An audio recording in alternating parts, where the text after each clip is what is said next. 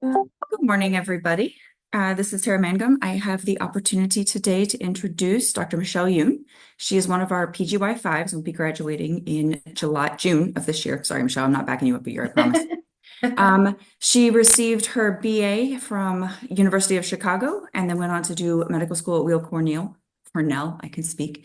And she found out just recently that she will be going to a sleep fellowship at Baylor. So today she's talking to us about a sleep topic. Thank you, Michelle. Thank you so much, Dr. Mangum, and good morning, everyone. I'm so excited to talk about sleep and epilepsy today.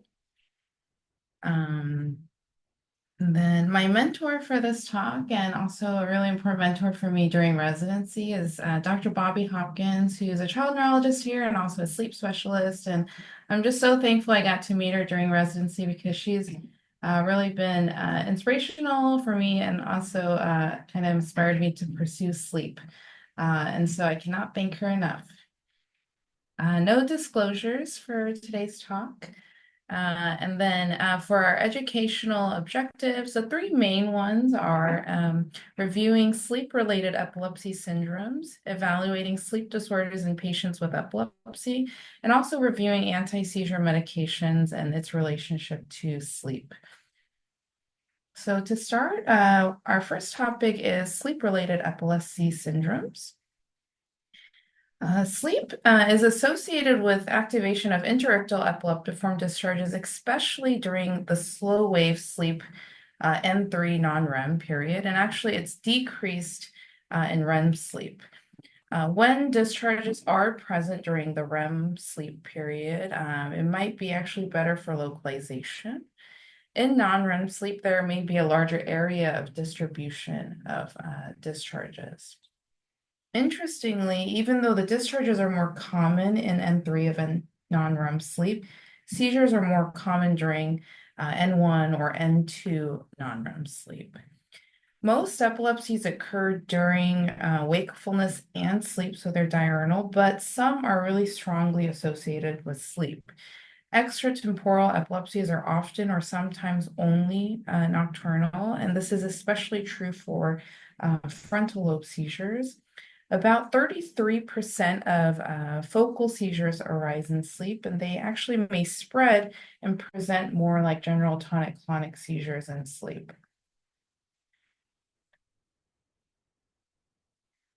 One way to think about sleep-related epilepsies is kind of categorizing it into three different categories. One is pure sleep epilepsies, which may include, for example, self-limited epilepsy with central-temporal spikes and sleep-related hypermotor epilepsy.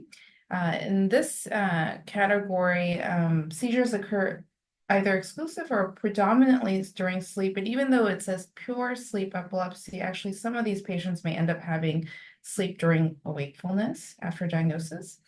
Another category would be sleep-accentuated epilepsies, in which seizures occur both when the patient is awake and asleep, but the discharges are activated during sleep.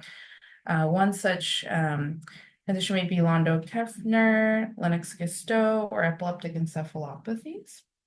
The last category is something called arousal epilepsies, where patients may have seizures kind of in that period right after awakening. One that we may commonly know is juvenile myoclonic epilepsy, or JME. So to go a little bit more in depth in each category, we can begin with self-limited epilepsies with central temporal spikes, previously known as benign Rolandic epilepsy or benign epilepsy with central temporal spikes. Onset is between 7 to 9 years of age, most common focal epilepsy in children.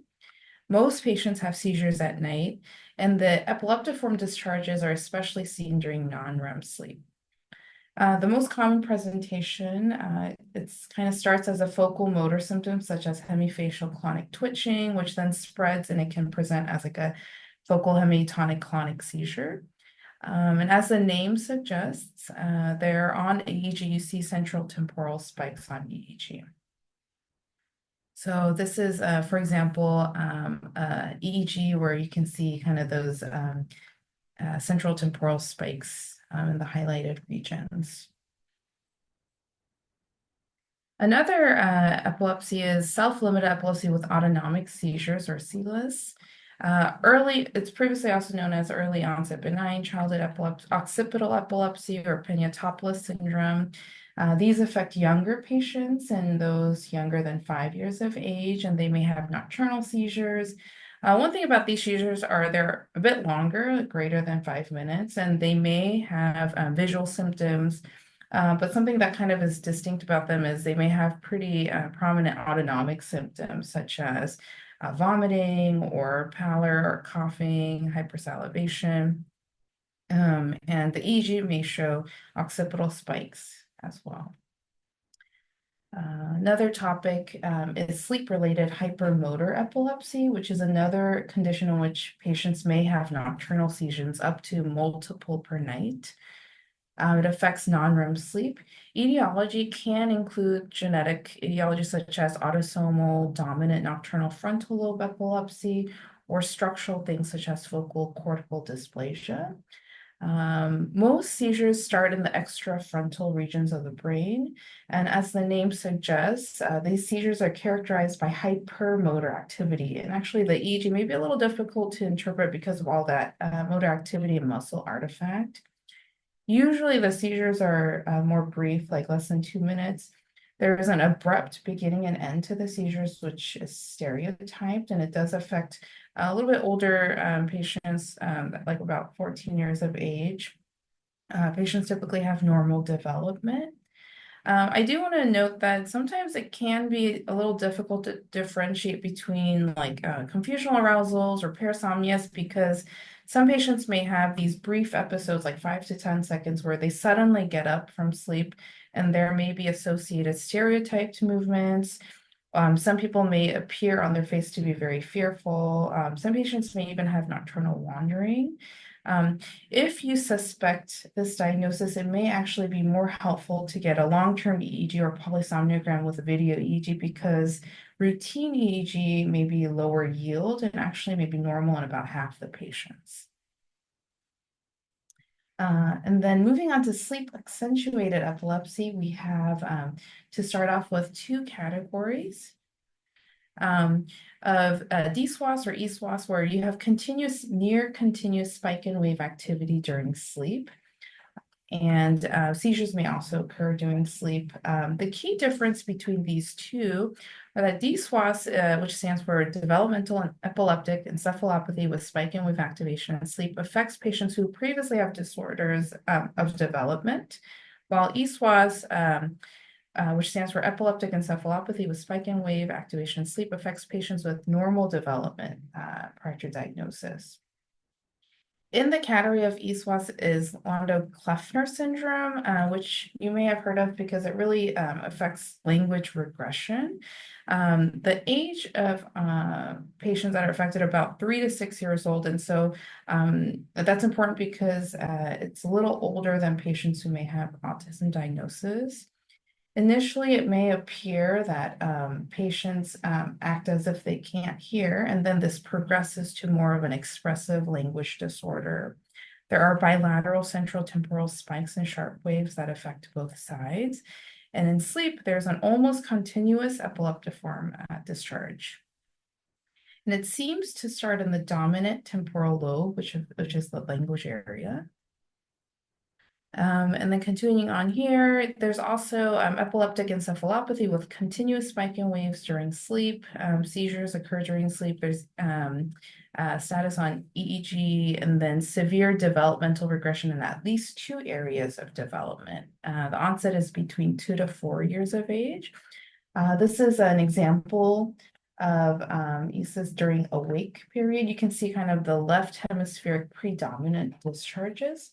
And then once you go to sleep, you can kind of see how these patients have spike and wave activity. Next, I won't go too detailed about Lennox-Gastaut, but there's severe developmental delay. Patients have multiple seizure types, including absence, myoclonic, general tonic-clonic, nocturnal tonic seizures, astatic seizures, spasms. The etiology is unknown in about 40%, but there can be a lot of different causes such as genetic disorder or more structural anatomical, HIE, infectious like history of meningitis, and EEG shows a slow spike in wave discharge. And then in terms of arousal epilepsy, I just wanted to highlight juvenile myoclonic epilepsy, which affects adolescents, and they can have several different types of seizures as well, such as general tonic-clonic, absence, myoclonic jerks, which are more prominent right as they're waking up in the morning. And EEG shows these kind of generalized spike and wave discharges. This is a slide that's an overview of the differential diagnosis of sleep-related epilepsies and other nocturnal events. I think I just wanted to point it out because one thing that really comes up when we review like history of nocturnal events of patients is whether it's a seizure or some other sleep-related condition. I won't go into too much detail because I think this can be a presentation on its own. But when someone has a nocturnal event, some of the things that you might want to consider, is it an epileptic seizure? Is it a disorder of arousal or non-REM parasomnia? Or a REM sleep behavior disorder, or rhythmic movement disorder, or psychogenic epileptic spell. It can be kind of difficult to distinguish, but one thing or one clue for epileptic seizures is that typically they're quite stereotyped episodes. Our next learning objective is to discuss sleep disorders in patients with epilepsy. Many patients with neurological disorders, including those with epilepsy, have sleep disorders, and there are a lot of factors that kind of go into decreasing sleep quality in patients with epilepsy. Seizures themselves may lead to sleepiness, but also affect sleep quality. For example, you can see a decrease in sleep efficiency and non-REM, REM sleep continuity, and also an increase in REM latency. In addition, you can have anti-seizure medications that patients are on that may also affect sleep. For example, phenobarbital can lead to a decrease in REM and N3 sleep, or the deeper stages of sleep, an increase in non-REM sleep or lighter sleep.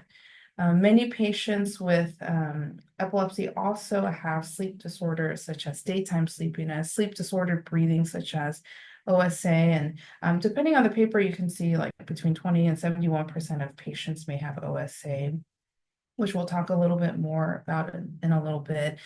They may also have insomnia, restless leg syndrome, and poor sleep, as we know, can exacerbate epilepsy.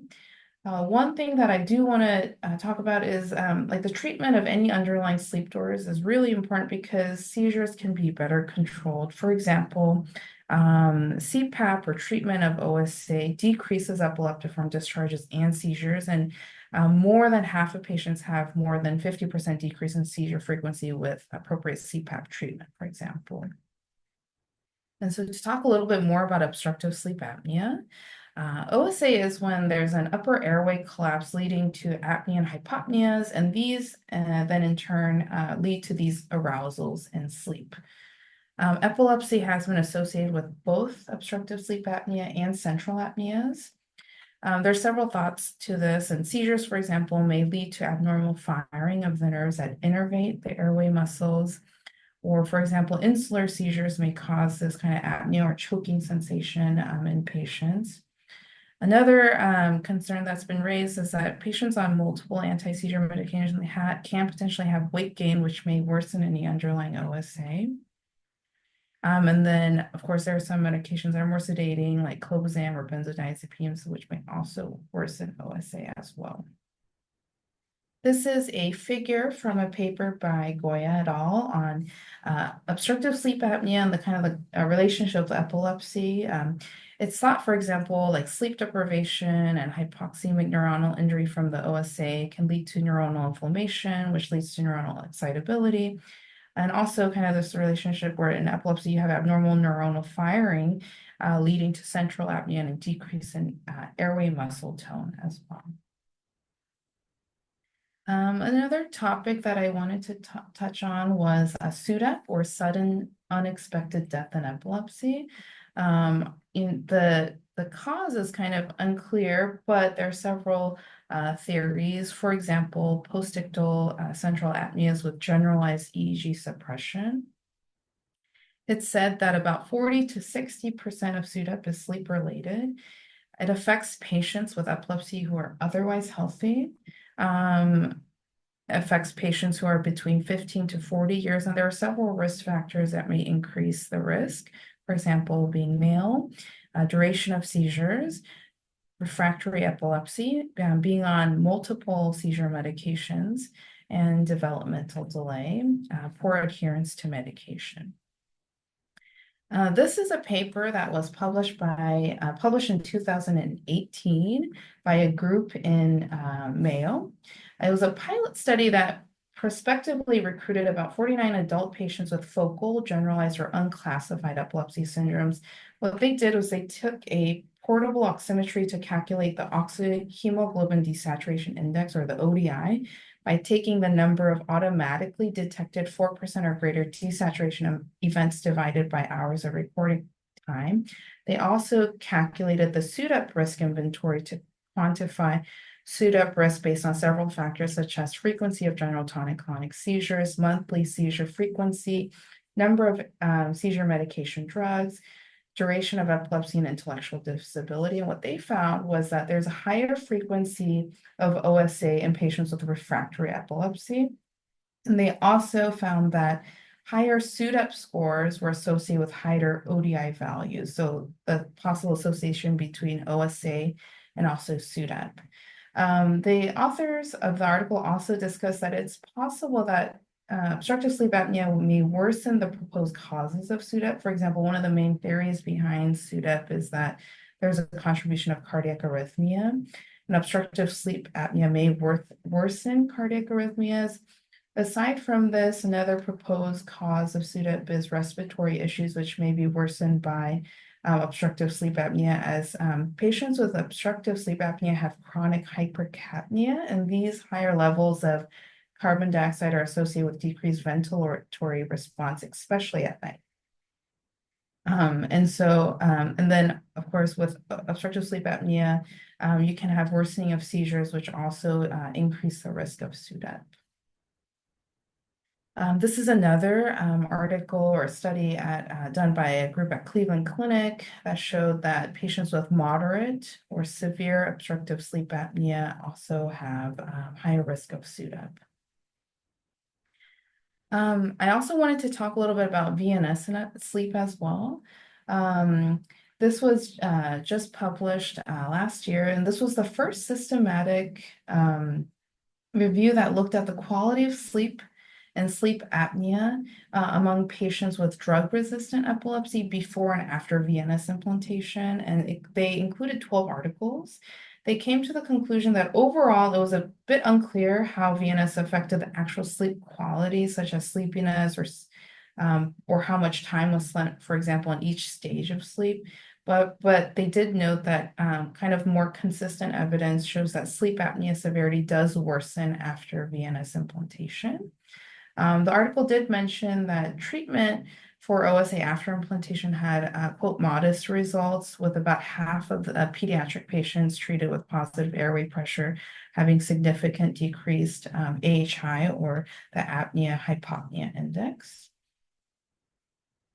And I do want to move on to anti-seizure medications and sleep now.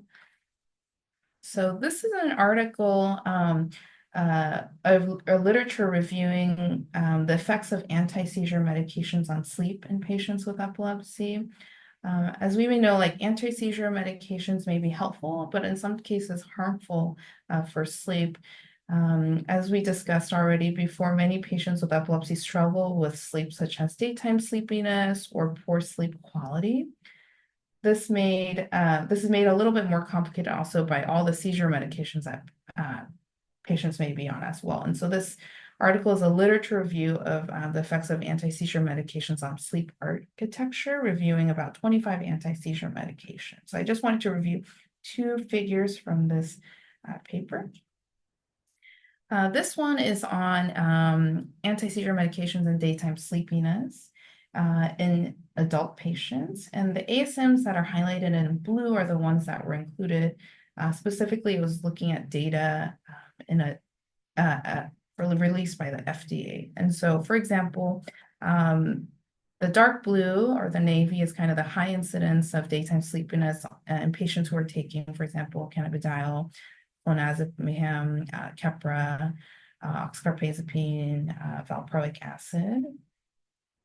And the next slide is looking at insomnia and the incidence kind of patients who are reporting insomnia in those taking certain medication. For example, high percentage of patients reporting insomnia in those taking like cannabidiol or valproic acid monotherapy or felbamate. This paper or slide is really more just for reference in case you wanted to read more about it. It's a similar article, but I just wanted to include it because Dr. Schwartz at Barrow down the street published this article as well, looking at different anti-seizure medications and sleep. I also like this article because it does talk a little bit about chronoepileptology, and we'll talk about that in a little bit. In regards to how this affects management, this paper kind of talks about what you can do, for example, in clinic or in your practice on how to manage sleep disturbances in patients with epilepsy. I think the most important thing, of course, is getting the clinical history and asking more open-ended questions about sleep-related habits, presence of non-restorative sleep, daytime sleepiness, fatigue. You can use, for example, sleep diaries and questionnaires. You can ask the patient or their bed partner. And if sleep disorder is suspected, you can kind of go down the road of doing more investigations, for example, polysomnogram, MSLT studies, and then going on to manage sleep disorders, which may include sleep hygiene or optimizing their seizure medications or other medications. These are some of the questions that you may want to ask. For example, what time do you go to bed or what time do you wake up? How many hours do you sleep per night? Do you snore regularly? Has anyone noticed you stop breathing during sleep? Do you feel sleepy during the day, or any issues with falling asleep or waking up during the night? And then I won't go into too much detail on this, but you can also, in part of their management, you can really talk about sleep hygiene. I think for a lot of patients, especially if they have a phone or something, they can really work on their sleep hygiene as well.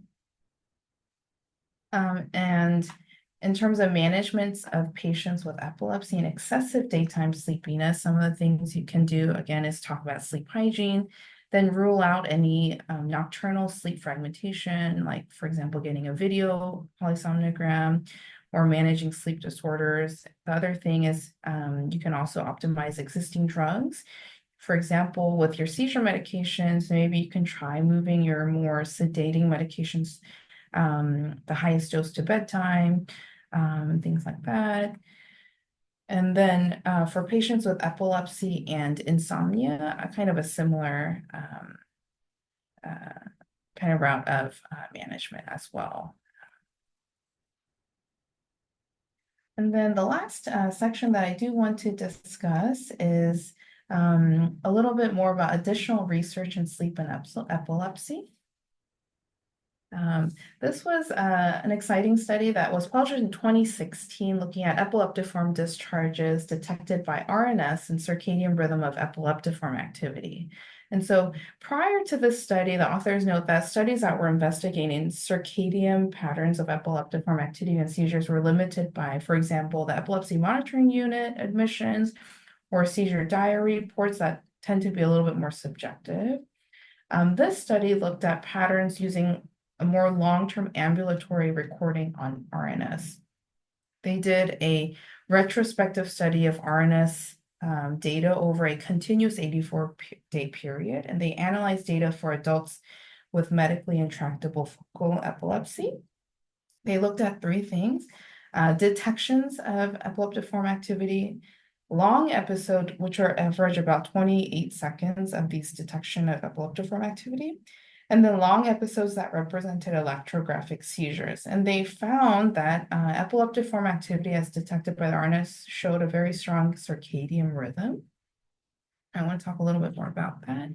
This is one of the figures that they showed in their paper that shows that the mean peak time of event occurrences. So in part A, they show that regardless of the onset region, which they kind of divided into mesial temporal, temporal neocortical, or frontal, they found that the acrophase or the peak was around 2 to 5 a.m. So that's kind of like the arrows that you see on top. And then in part B, they saw that for those with temporal neocortical or frontal onset, the acrophase for 2 to 5 a.m. for longer episodes, while it was early evening for those with mesial temporal onset activity, which is the orange arrow. And lastly, in part C, you can see that the acrophase of frontal and temporal neocortical seizures tend to be in the early morning hours, while the mesial temporal seizures are in the light afternoon. If you see here more closely for the non-limbic, which would be the temporal neocortical or frontal events, they tend to occur in a more clear monophasic 24-hour period pattern, where those with the limbic onset, which would be the mesial temporal onset, they have a more biphasic or more conservatively, a more temporally diverse distribution. And you can see the orange peak occurs around noon and then again around 10 p.m. The reason why I wanted to point out that study was because I think it may have important implications on the management of epilepsy. For example, this article is on epilepsy and its interaction with sleep and circadian rhythm. At the end of this article, the authors there's a section that talks about how chronotherapy and epilepsy work. Chronotherapy is a way that increases the effectiveness and hopefully also the tolerance of a drug by determining when is it best to give the medication from a circadian perspective. And so this article discusses that multiple studies have already suggested that chronotherapy may be helpful with seizure control, knowing when it is best to give a drug. For example, they referenced a study that looked at timing of doses, for example, of carbamazepine and phenytoin, and how it showed that patients who took the majority of their seizure medications at 8 p.m. had better seizure control and better medication tolerance than those on BID dosing. I also wanted to show you this paper by a group at Boston Children's Hospital that was looking at chronotherapy in childhood epilepsy syndromes, and they give a pretty good overview of this topic as well in children. For example, one thing that this is just one example of something that they mentioned was in patients with autosomal dominant nocturnal frontal lobe epilepsy, if you think about the seizures, a lot of them, they occur 2 hours after sleep onset or during N2 sleep. And the peak in children is a little earlier in the night, for example, 1 to 3 a.m., while in adults, it's a little bit later between 5 to 7 a.m. And there's a cyclical pattern that's seen. And so this differential dosing may be helpful. For example, if you give a larger dose of the seizure medications at bedtime so that the level would be peak when the seizure would peak. And during the daytime, the thought is that because you're giving, I guess, a larger dose at night, you would have a little bit of a less side effect during the daytime. The paper by this group, what they did was they looked at 4 retrospective case studies that looked into ASM chronotherapy in children with various seizure types. And they stated that all case studies show that there's a really important relationship between circadian oscillatory system and cyclic episode that highlights the need for anti-seizure medication chronotherapy. They also state that differential seizure medication dosing is safe and effective to help control seizures and decrease the risk of drug resistance. I do want to point out, though, that one of the comments that the authors of the paper do note at the end is that though each of the case studies kind of that they looked at do suggest that differential ASM dosing is safe and effective in cyclical seizure management, none of them really kind of discuss the need for such dosing to help with prolonging seizure control or preventing drug resistance. And they think that a main reason for this might be, or the reluctance of the authors to say this is because the ILAE, or the International League Against Epilepsy, quote, holds impartial position on differential dosing. And I think the thought is that, especially in patients with new or evolving epilepsy, they're a little bit cautious with differential dosing due to possible drug toxicity or side effect concerns. And this article was published in 2017. And so, and when I was trying to see if there was any updated information from the ILAE website, I don't think I could find any, although I did find a couple podcasts from their website last year that did talk about circadian rhythm and epilepsy. And so if anyone in the audience knows of any updated statements from the ILAE, please feel free to add this. But that's kind of, I just wanted to end my talk with this topic because I thought this was super interesting and may impact management as well. But that is actually all I have today about sleep and epilepsy.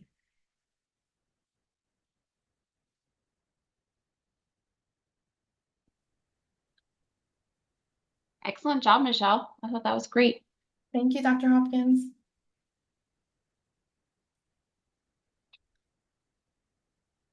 No, very nice job, Michelle. Thank you. Oh, and then okay, I think there's just one question about VNS and sleep apnea. About just repeating what was said about this, and maybe it might be, might have to find the lecture. I can go back. Might have to go back.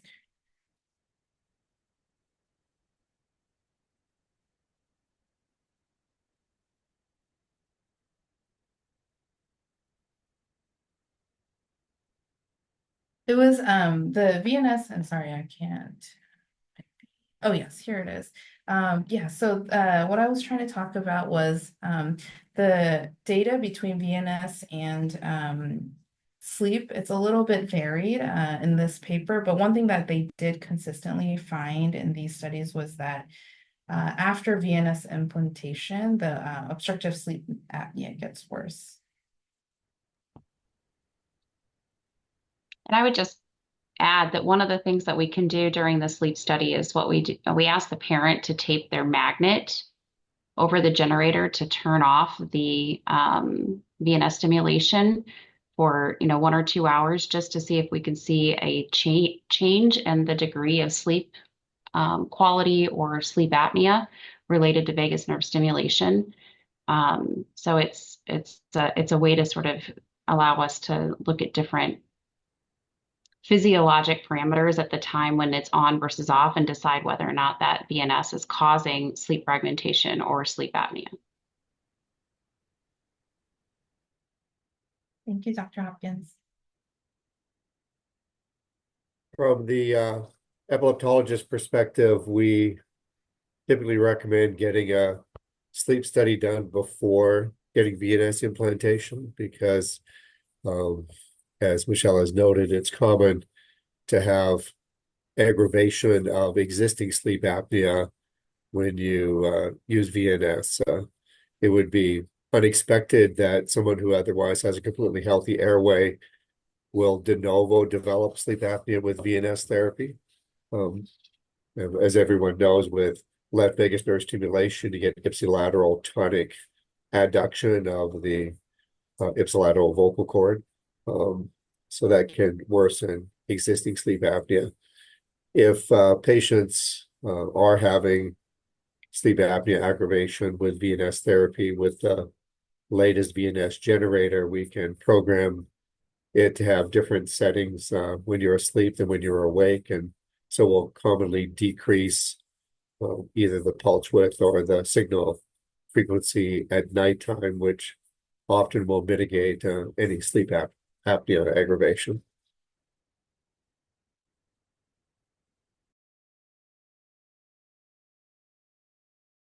Thank you, Dr. Wilfong.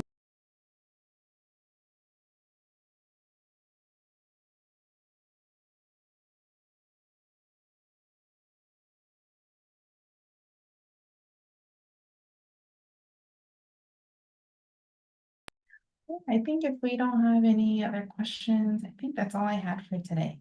Thank you so much. Thank you.